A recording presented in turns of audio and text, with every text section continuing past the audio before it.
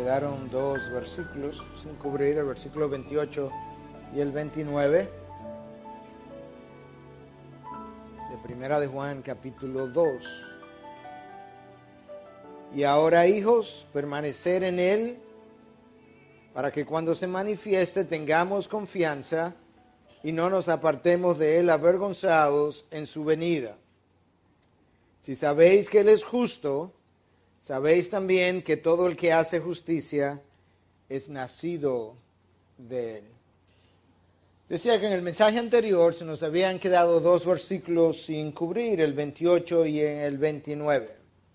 Y en esta última parte, el apóstol Juan nos estimula, nos habla de la necesidad de caminar bien, de la necesidad de caminar en santidad y de vivir una vida recta. Y nos da la razón, en ese mismo texto, por lo menos una razón por la que él entiende nosotros debiéramos vivir de esa manera. Ahora, algunos de ustedes que leyeron el texto con detenimiento pudieran estar preguntándose o diciendo, yo no veo dónde Juan nos llama a vivir santamente en este texto, y ciertamente pudiera parecer de esa forma en la superficie hasta que yo me percato de que la palabra permanecer, que ahí está en este texto, tiene todo que ver con lo que es mi caminar con Dios. La palabra permanecer es una palabra favorita de Juan. De hecho, en esta carta, que apenas tiene 5 capítulos, Juan la menciona no menos de 24 veces. En el capítulo 15 del Evangelio que lleva su nombre, un solo capítulo, Juan la menciona no menos de 11 veces. De manera que esto es una palabra clave, capital, en lo que es la teología de Juan. Y en el texto que leímos aparece la frase permaneced en Él. Y de hecho nos vamos a pasar una gran parte, quizás la mayor parte del mensaje en esa frase. Porque esa es una frase sumamente importante. Y de hecho en el mensaje anterior nos sirvió para introducir este tema. No sé cuántos de ustedes se recordarán que el título del mensaje anterior fue la permanencia como prueba de que soy su hijo. Y en esa ocasión entonces hablamos de quiénes permanecen y quiénes no. Hablamos de por qué algunos dan la impresión de ser sus hijos inicialmente y cómo al final terminan apostatando de la fe. Y hablamos finalmente de cuál era el espíritu del anticristo y de cómo discernir la verdad del error. Bueno, en el día de hoy, teniendo eso de trasfondo o de base, si se quiere, yo quiero que usemos como clave a recordar la palabra o la frase permanecer en Él.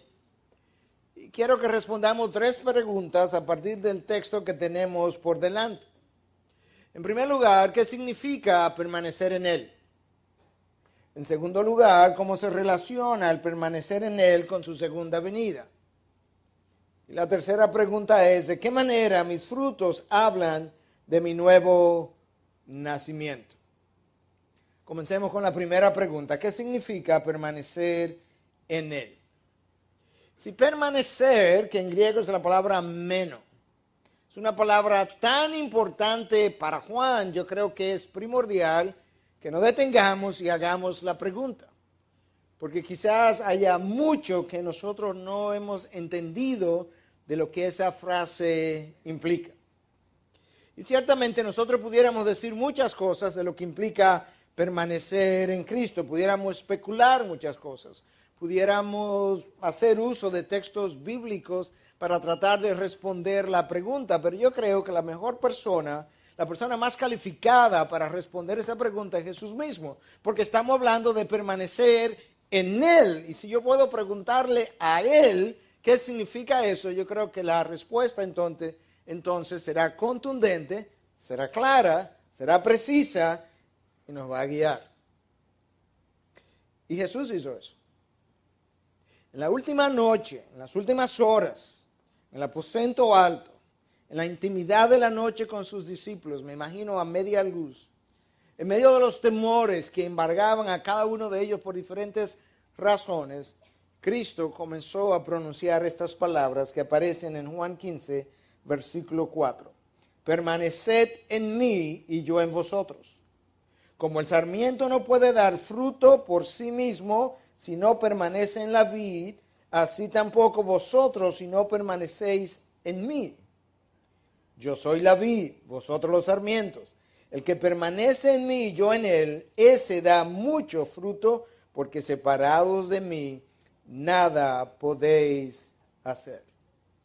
Cristo comenzó en medio de esta agonía de la noche a infundir ánimo a sus discípulos. Pero él quería no solamente infundirle ánimo, sabemos que él quería darle algunas instrucciones que fueran importantes para cuando él no estuviera presente. Y él comienza a hablarle del concepto de permanencia. Ahora, antes de continuar, yo creo que es importante que recordemos que la primera vez que yo comencé a estar en él, no estaba y un día comencé a estar en él, eso no tuvo nada que ver conmigo.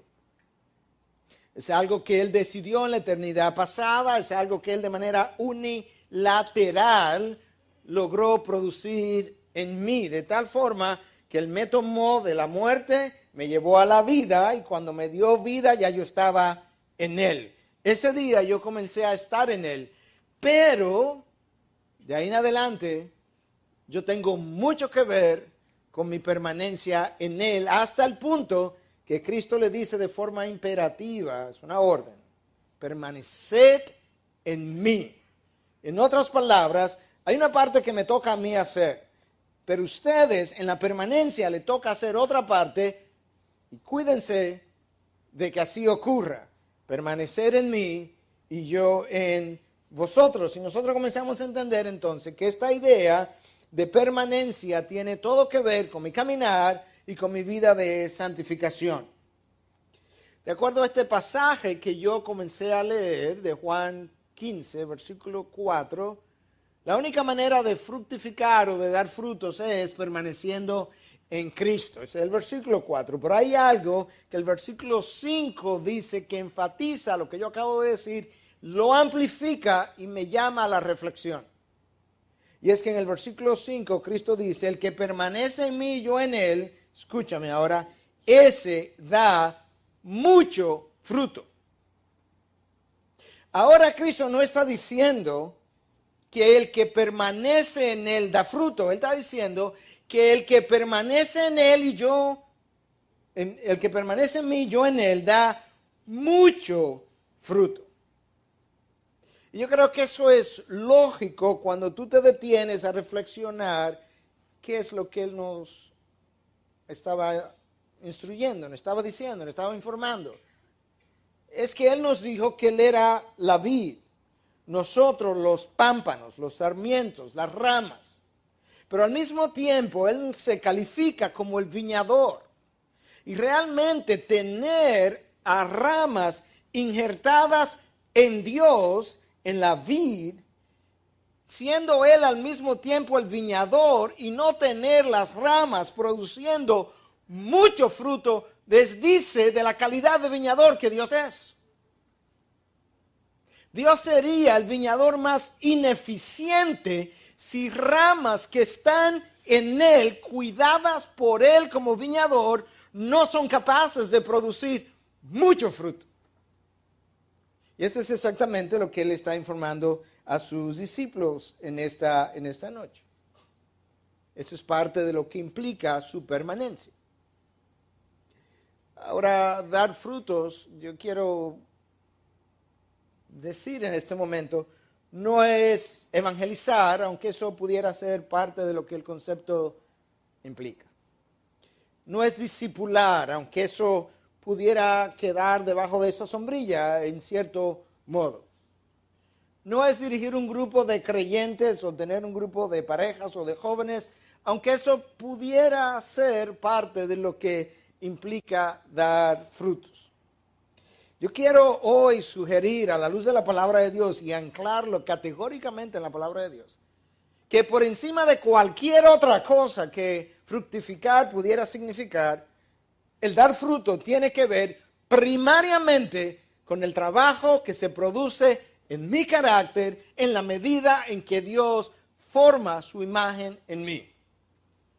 Y si usted me pregunta de dónde yo obtengo esa idea, de la palabra de Dios, del libro de Gálatas, del capítulo 5, del versículo 22 y 23. El fruto del Espíritu, lo que el Espíritu produce como fruto, eso es fructificar, es amor, gozo, paz, paciencia, benignidad, bondad, fidelidad, mansedumbre, dominio propio. Es lógico pensar que si esta rama no estaba en el árbol y ahora es injertada en el árbol que es Cristo, que aquellas cualidades que son parte del árbol debieran comenzar a pasar a las ramas. Y por tanto, eso es calificado como el fruto del Espíritu. Por eso Cristo dice, si tú permaneces en mí y yo en ti, tú darás mucho fruto. Yo me encargo de eso. Y por tanto, la ausencia de esas cualidades en mí milita en contra de mi permanencia. De manera que, en primer lugar, a la luz de la palabra de Dios, permanecer en Cristo implica dar frutos evidenciado por el cambio que mi carácter experimenta en la medida en que Dios forma su imagen en mí. Y el Espíritu de Dios produce eso en nosotros. En segundo lugar, a partir del texto de Juan 15, yo quiero continuar y mostrar ahora cómo permanecer en Cristo significa permanecer en aquello que Cristo enseñó, permanecer en su doctrina, permanecer fiel a la fe que Cristo y los apóstoles ya dejaron como base o fundamento para nosotros. El principio del versículo 7 de Juan 15 dice, si permanecéis en mí y mis palabras permanecen en vosotros. Aquí Cristo comienza a establecer la relación entre la permanencia en Él y la permanencia de mis palabras, mis enseñanzas en vosotros. De tal forma que cuando alguien comienza a desviarse de aquello que Cristo enseñó, eso es una indicación de que esa persona, esa iglesia o denominación ha comenzado a apostatar y ha comenzado a dejar de pertenecer. En el siglo IV, Pelagio apostató de la fe, no permaneció en lo que Cristo enseñó y Agustín tuvo que confrontarlo cuando él comenzó a enseñar que para la salvación no era necesaria la gracia de Dios. Un siglo más adelante, a partir del siglo V, la iglesia de Roma comenzó a alejarse de las enseñanzas que Cristo había dejado hasta que 10 siglos más tarde fue enfrentada por Martín Lutero y todo el movimiento de la Reforma. En el día de hoy, todo el movimiento de la superfe es apóstata por completo. Y es un movimiento que ha abandonado hace mucho tiempo las enseñanzas de Cristo para abrazar nuevas corrientes. Junto con ese movimiento, la gran mayoría de las iglesias emergentes que han abrazado el movimiento posmoderno son apóstatas, porque han comenzado a alejarse de las enseñanzas de Cristo. Un movimiento que postula que no hay verdades absolutas. Un movimiento que postula que tenemos que readaptar o redefinir las enseñanzas del pasado, porque cada lector tiene que darle a las palabras el sentido que él o ella crea más conveniente conforme a su situación. No puede ser un movimiento que haya permanecido en las enseñanzas del Señor. Y hoy en día algunos que se califican de posmodernos y cristianos no entienden que eso es un oxímoron, eso es una contradicción, esas cosas no existen. Yo no puedo ser posmoderno y llamarme discípulo de Jesús a la vez, porque por definición el posmodernista no cree, ni enseña, ni abraza lo que Cristo enseñó. Algunos de una manera muy orgullosa entienden que no califican, no encajan dentro de ninguna de las definiciones tradicionales de la fe, y con eso han comenzado a crear su propio movimiento, y se nos olvida que no hay manera en que yo pueda permanecer en Cristo divorciándome de 2000 años de legado doctrinal que la iglesia ha dejado sembrada. Porque para permanecer en lo que Él enseñó, yo necesito hoy creer lo que Él dejó ayer. Y nos damos cuenta entonces de cómo muchos ya no han permanecido en la fe. De manera que en primer lugar, permanecer en Cristo es fructificar. En segundo lugar, permanecer en Cristo es permanecer creyendo aquello que Él enseñó. Y en tercer lugar, permanecer en Cristo implica, escúchame ahora con detenimiento, tener una vida de comunión con Dios tal que mis oraciones son frecuentemente contestadas. Y algunos de ustedes estarán pensando, el pastor comenzó a apostatar también. No, está aquí, lo único que yo no he llegado al texto. Pero está en el mismo versículo 7 que yo comencé a leer y me detuve a mitad a propósito. Versículo 7 de Juan 15 dice, permanecéis en mí y mis palabras permanecen, y si permanecéis en mí, y mis palabras permanecen en vosotros, pedid lo que queráis y os será hecho. Pedid lo que queráis y os será hecho. ¿Cuándo, Jesús? ¿Cómo? ¿Bajo qué circunstancias? Si permanecéis en mí y mis palabras en vosotros. ¿Qué es lo que Cristo está tratando de comunicar? Él no le está entregando un cheque en blanco a los discípulos. Lo que Él sí le está tratando de ayudar a entender es que cuando tú permaneces en Él, verdaderamente en Él, y sus palabras en ti, llega el momento entonces en que los deseos de Dios son tus deseos por el concepto de permanencia. Y cuando tus deseos son los de Dios, tú comienzas a orar en la dirección de los deseos de Dios y Dios se deleita y se complace en darte lo que pides.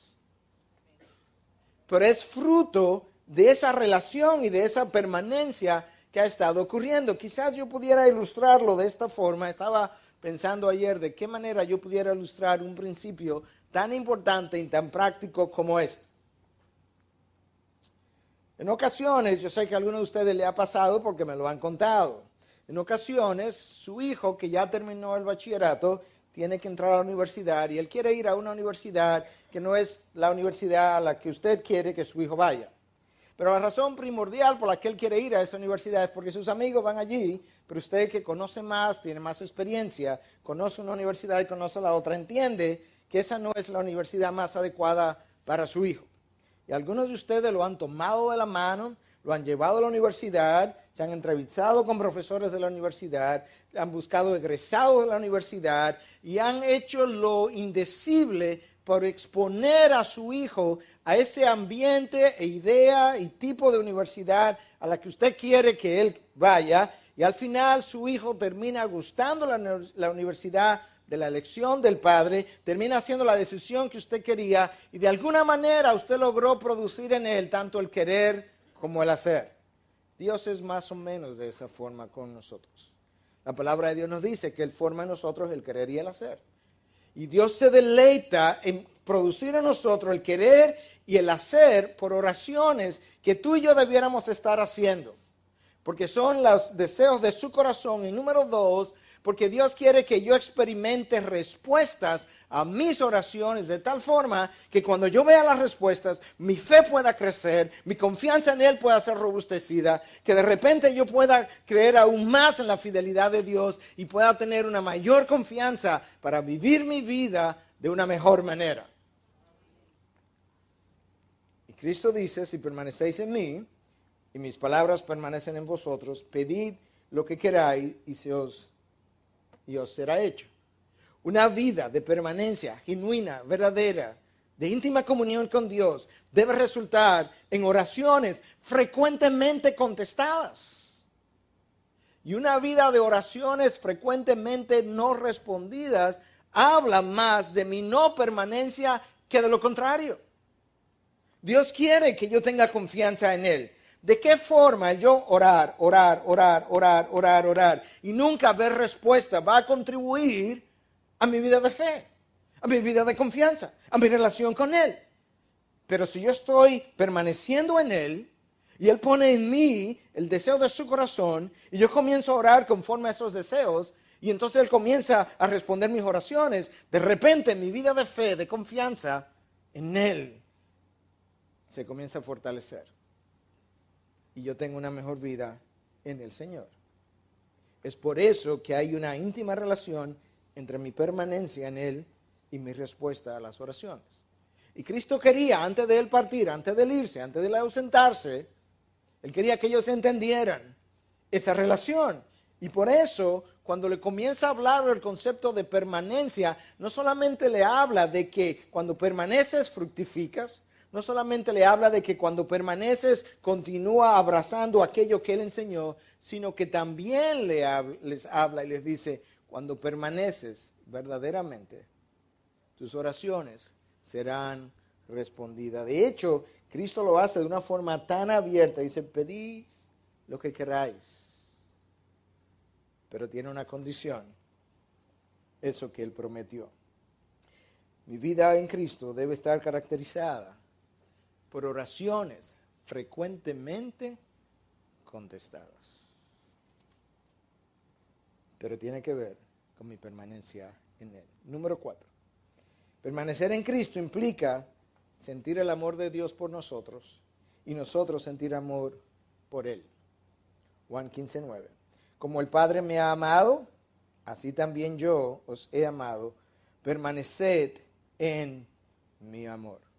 Hay dos maneras de permanecer en su amor. Cuando tú permaneces en su amor, eso implica en parte que tú sientes el amor de Dios hacia ti. ¿Por qué? Porque tú estás permaneciendo en ese amor. Y número 2, cuando tú permaneces en ese amor, ese mismo amor genera en ti amor por Dios, amor por sus cosas y por las cosas que están relacionadas con Dios. Amor por su palabra, amor por su pueblo, amor por su segunda venida. Todo lo que está relacionado con Dios, de repente tú comienzas a amarlo también. Es como cuando dos personas se enamoran. Dos personas se enamoran. A la novia nunca le había gustado el juego de pelota, pero de repente ella está encantada con ir a los estadios de pelota. Todo lo que está relacionado con él o todo lo que está relacionado con ella, de repente ahora tiene un nuevo color, un nuevo brillo. Cuando tú permaneces en Dios, todo lo que está relacionado con Él resulta atractivo para ti. Y de forma práctica, entonces, estar en su iglesia ahora es un deleite, no un compromiso. De forma práctica, obedecer sus mandamientos ahora es un deseo, no un peso. En tu vida diaria, la lectura de la palabra, la exposición de la palabra, resulta ahora un verdadero gozo, no una letanía. Y el sometimiento de tu voluntad a la suya es una realidad. ¿Por qué? Porque le amas y porque tú sientes que Él te ama también. Si estás teniendo problema en amar aquellas cosas relacionadas con Dios, más que un problema de amor, es un problema de permanencia. Porque el que permanece ama aquello que Dios ama. De nuevo, yo creo que si tú piensas de forma lógica es bien sencillo. Él es la vid, nosotros somos sus ramas. Aquello que circula por la vid eventualmente terminará circulando por las ramas, de tal forma que aquello que la vid, Dios, Cristo, ama, eventualmente tú como rama terminarás amando.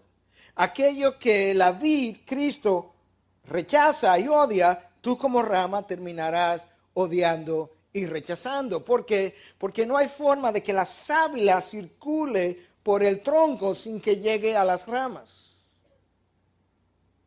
Yo creo que Cristo, como era el maestro de las historias, no pudo encontrar una mejor ilustración que esta, la de una vid con ramas, para ayudarnos a entender que lo que necesitamos hacer es un verdadero concepto de permanencia, de tal forma que aquello que Él es como tronco termine pasando a lo que yo terminaré siendo como rama.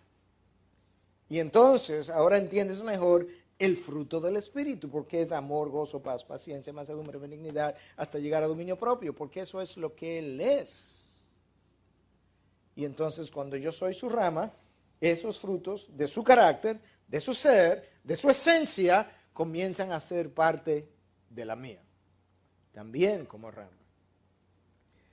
En quinto lugar, permanecer en Cristo es caminar en obediencia a sus mandamientos. Juan 15:10.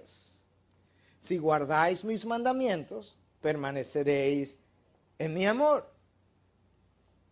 Así como yo he guardado los mandamientos de mi Padre y permanezco en su amor. Cristo dice, yo, cuando vine, ahora que estoy ya partiendo de ustedes, yo obedecí los mandamientos de mi Padre y al obedecer, permanecí en su amor. Ahora ustedes, obedeced mis mandamientos y así permaneceréis en mi amor. Cristo comienza a establecer la relación ahora entre permanencia y obediencia. Entre lo que implica estar en Él y obedecerle a Él. Es inconcebible amar a Dios y no querer obedecerle.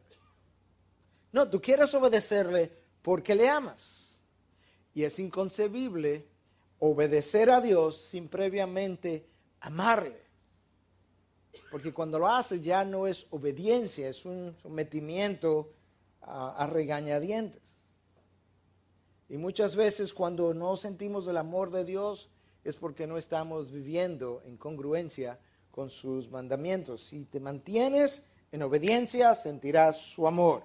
Y si verdaderamente le amas, le querrá obedecer. No perfectamente, estamos claros que nosotros ninguno podemos obedecer perfectamente ni amarle perfectamente. Pero a mayor grado de amor, mayor grado de obediencia.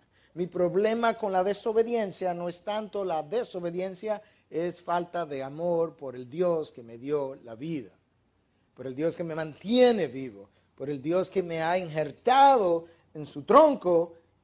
De forma unilateral Él hizo eso y ahora me ha dicho, pero ahora en la permanencia tú tienes un rol que jugar en tu vida de santificación. Permaneced en mí. Imperativo, es una orden. Sexto lugar, permanecer en Cristo es consistente con una vida de gozo. Después que Cristo le habla a sus discípulos de que permanecer en Él implica fructificar, después que Cristo le habla a sus discípulos de que permanecer en Él implica permanecer abrazando las enseñanzas que Él les dejó, después que Cristo le explica a sus discípulos que permanecer en Él implica una vida de obediencia, y que permanecer en Él está relacionado íntimamente con una vida de oración, con oraciones frecuentemente contestadas. Después que Él le dice todo eso, entonces Él dice lo siguiente en el versículo 11 de Juan. Estas cosas os he hablado para que mi gozo esté en vosotros y vuestro gozo sea perfecto. En otras palabras, una vida de permanencia debe resultar de forma natural en una vida de gozo. Una vez más, lo vamos a decir hoy, un cristiano sin gozo es una contradicción. ¿Cómo es posible que Dios, Cristo, la fuente del gozo, no una de las fuentes, la fuente del gozo, me tome como rama, me injerte en su tronco, y ahora yo esté conectado directamente a Él, y que la fuente del gozo sea incapaz de pasarle a su rama su gozo? Eso hablaría de la fuente más ineficiente de gozo conocida en el planeta Tierra. Que teniendo a alguien que permanece atado a Él, no, y siendo Dios supuestamente, nosotros sabemos que no es supuestamente, no le puede pasar a sus hijos su gozo. De hecho, un cristiano sin gozo es una contradicción del propósito de la muerte de Cristo. Cristo lo dijo de una forma extremadamente clara. Yo he venido para que tengan vida, Juan 10:10, y la tengan en abundancia.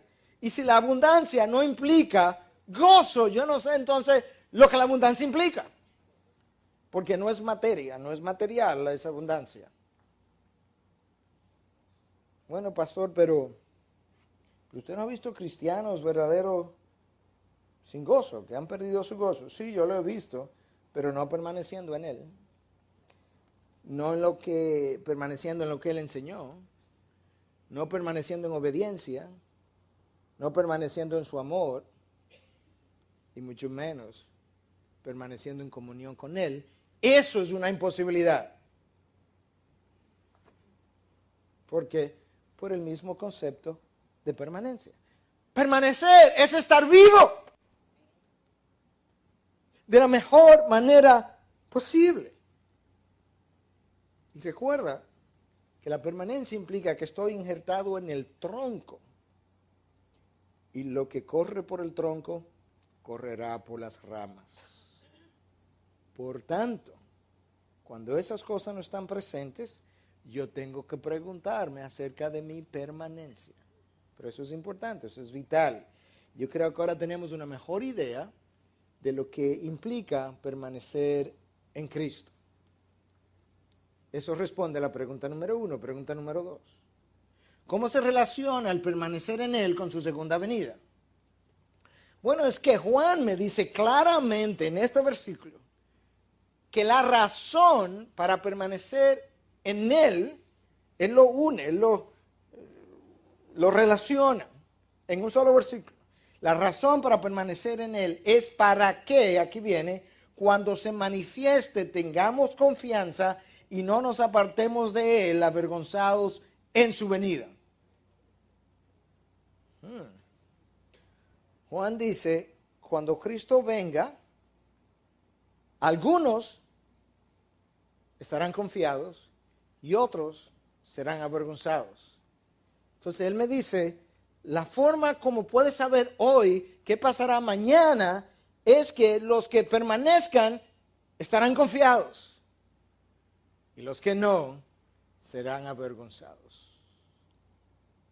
Cuando permanecemos en Él, cuando vivimos en obediencia, cuando caminamos en santidad, podemos vivir gozosos, contentos, confiados en su segunda venida. Ahora, ojalá en este minuto o dos que yo le voy a dedicar a este tema de la segunda venida, ojalá yo pueda inyectar nuevos bríos, nuevos entusiasmos en ustedes, porque no entiendo todavía cómo hijos de Dios tienen tan poco deseo, tan poco interés, tan poco entusiasmo por aquello sobre lo cual Dios en su palabra permanece altamente entusiasmado desde el principio hasta el final. ¿Cómo puede ser que esto entusiasme a Dios y no a sus hijos? El 30% de lo que Dios reveló, el 30%, 27 si usted quiere ser exacto, es material profético. Dios lo hizo así. ¿Y no vamos a tener entusiasmo por eso? 1 de cada 25 versículos del Nuevo Testamento tiene que ver con el retorno de Cristo. El Nuevo Testamento tiene 260 capítulos. ¿Usted sabe cuántas veces mencionado el retorno de Cristo en 260 capítulos? 318 veces. Más de una vez por capítulos. Los únicos libros que no mencionan el retorno de Cristo es Gálatas, que es una carta que tenía un contenido específico para un problema doctrinal. Segunda de Juan, que es una página. Tercera de Juan, que es una página. Y Filemón, que es una página. Todos los demás libros hablan del segundo retorno de Cristo. Y no puede ser que Dios tenga tanto entusiasmo por la segunda venida de su Hijo y sus hijos no tengan ninguno. Hasta el punto que Juan aquí en su primera carta dice, hermanos, permanecer en Cristo. ¿Por qué? Porque esto tiene que ver con su segunda venida. Para que cuando Él venga la segunda vez puedan estar confiados en recibirlos y no avergonzados. Wow. Ahora, en este tiempo, antes de su segunda venida, aquello que todavía vivimos, tenemos diferentes actitudes frente a esa segunda venida del Señor. Está el grupo de los incrédulos, que ni siquiera cree que va a ocurrir tal cosa. Pero dentro de los incrédulos hay un subgrupo, que está el grupo de los burladores, que con sarcasmo, según Pedro explica en su segunda carta, capítulo 3, a partir del versículo 3, que con su sarcasmo han estado diciendo, ¿dónde está la promesa de su venida? Porque desde que los padres durmieron, todo continúa tal como estaba desde el principio de la creación. Y Pedro continúa diciendo, no todo continúa tal como estaba desde el principio de la creación. Hubo un juicio y hubo un diluvio en caso de que tú no te hubieses enterado. Y va a haber otro juicio la próxima vez. No es como ustedes los burladores piensan. Luego tenemos un grupo de personas que se creen cristianos, pero que realmente no lo son. A veces van a la iglesia, otras veces no van. Por 3 meses están comprometidos, el resto del tiempo no están comprometidos. Pero en realidad ellos no son cristianos. Entonces ellos, como no son cristianos, realmente no tienen ningún interés en la segunda venida de Cristo. Porque para tener algún interés en ese segundo episodio, hay que nacer de nuevo. Porque sin nacer de nuevo, yo no tengo ningún interés en nada que tenga que ver con el mundo espiritual, y esto es del mundo espiritual. Ahora existe un tercer grupo, y yo he estado con este tercer grupo, quizá no como grupo, pero individuos de este tercer grupo, que viven aterrados de la segunda venida de Cristo. Tú hablas con ellos y los ojos se le llenan de lágrimas, no de convicción de pecado, de miedo. De miedo porque ellos saben que si Cristo llegara hoy, no están muy bien parados. Ellos saben que si Cristo llegara hoy, ese es el día del comienzo de su existencia en el infierno. Ellos lo saben. Pero no han querido dar su brazo a torcer. Pero hay un cuarto grupo de personas creyentes, seguras, confiadas, que conocen, que saben que sus pecados han sido perdonados, que están confiados en su segunda venida, que están ansiosos por ver al Señor tal como Él es, que viven en un sentido soñando con que Él regrese. Ahora, dentro de este grupo, déjame decirte que la idea tampoco es vivir, este mundo aquí abajo no sirve para nada, estoy loco que el Señor venga, porque Pablo no vivió así. Oye lo que Pablo dijo. Pablo dijo, ¿sabes qué? Yo no sé qué es mejor. Si quedarme o irme. Quedarme es bueno por causa de ustedes. Estar con el Señor es mejor. Pero Pablo no dice quedarme es malo. No, aquí, mientras yo tenga propósito en los caminos de Dios, estos buenos en sus caminos, yo estoy viviendo mi vida eterna ya. Yo he entrado en el gozo de mi Señor ya. Yo no estoy esperando su segunda venida para entrar. Yo lo voy a tener en mayor medida, pero yo entré. Quedarme es bueno, pero irme es mejor. Entonces, estos pueden estar confiados. Este será un día para ellos glorioso. Yo trataba de imaginarme espectacular. La palabra de Dios dice que el Señor vendrá con todos los ejércitos del cielo, en toda su gloria. ¡Wow! Y vendrá a recibir a su iglesia, que Él escogió desde antes de la fundación del mundo. Yo no me imagino este día. Este es el día esperado desde antes que el mundo existiera, donde Dios hizo una elección de una iglesia y hubo que esperar toda esta historia y malabares para que este día el Hijo, el Cordero, se juntara con la novia que Él preparó y la vistió de lino fino y resplandeciente para recibir al Rey. Tú debieras saltar de tus sillones. Y si no, bueno, tengo pena. Porque necesitas entusiasmarte con esto que la palabra de Dios dice. Juan nos dice, y ahora, hijos, permanecer en él para que cuando se manifieste tengamos confianza y no nos apartemos de él avergonzado en su venida. La palabra ahí, venida, es parusia. Es una palabra repetitiva en el Nuevo Testamento. Y en el primer siglo, parusia tenía que ver con la aparición personal de un monarca o de un emperador. De manera que Juan está tratando de decirnos, cuando Cristo venga, Él va a venir personalmente como monarca o como emperador a tomar su trono. Y nosotros que somos sus hijos debemos estar confiados en que así será y que nosotros nos reuniremos con Él. Finalmente lo veremos como Él es, seremos como Él y estaremos unidos con Él por siempre. Usted debiera levantarse todos los días con uno, ya llegó, o con ese, cuidado si es el Señor. Usted y yo debiéramos vivir de esa manera, ansiando. La iglesia primitiva vivió esperando que el Señor llegara hoy. Número 3, tercera pregunta y última. ¿De qué manera mis frutos hablan de mi nuevo nacimiento? Versículo 29. Si sabéis que Él es justo, sabéis también que todo el que hace justicia es nacido de Él. Ahora, eso en el español perdió toda su fuerza. Porque eso no es exactamente lo que Juan está tratando de transmitir. No, déjame leértelo en inglés para aquellos ustedes que saben inglés y luego se lo voy a traducir del inglés al español. Porque el problema está en la palabra justo y justicia.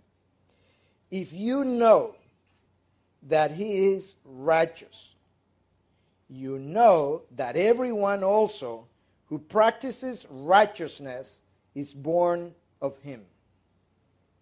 En español. Si tú sabes que Él es recto, tú sabes que todo el que practica o hace lo recto es nacido de Él. Eso es lo que el texto dice. De manera que la forma como yo puedo determinar si yo u otro ha nacido de nuevo es si practica lo recto. Para Juan no es suficiente hablarlo, no es suficiente profesarlo, no es suficiente creerlo, hay que vivirlo.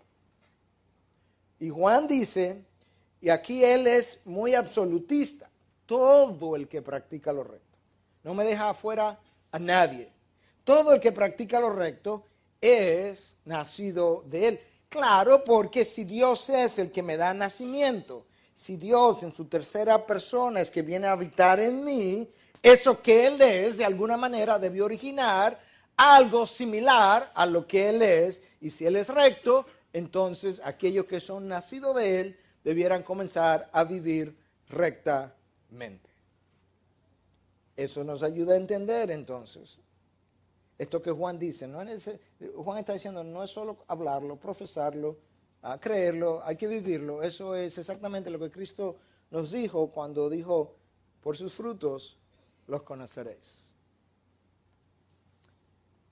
Eso es exactamente lo que Cristo quiso decir también, relacionándolo al concepto de permanencia, en Mateo 10, 22 y en Mateo 24, el que persevere hasta el fin será salvo. El que persevere, el que permanezca hasta el fin será salvo. Hay una relación aquí entre permanencia, llegar hasta el fin, salvación. Y usted pudiera decir, pastor, pero yo creía que desde este púlpito se predicaba que la salvación no se pierde. Sí, lo seguiremos predicando.